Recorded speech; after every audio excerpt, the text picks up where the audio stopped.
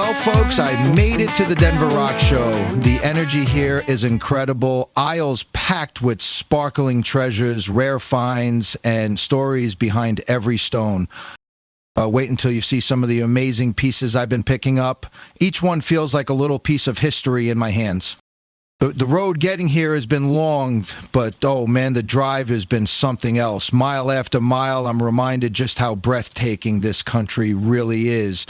The wide open skies, the mountains standing proud, the golden fields rolling out forever. There's something grounding and hopeful about seeing this beauty up close. Now more than ever, we need to come together, not just for each other, but for the places and landscapes that remind us what we share. This journey isn't just about rocks and shows, it's about connection to the land, to the people, and to the spirit of adventure that keeps us moving forward. And speaking of connection, I've already met some new friends along the way, fellow travelers, collectors, and dreamers who share that same spark.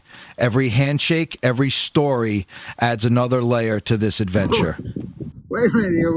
We got the mayor. What's your name, Mayor? John Morris. John Morris. And you're Mayor Woodrow? Mayor Marshall of Woodrow.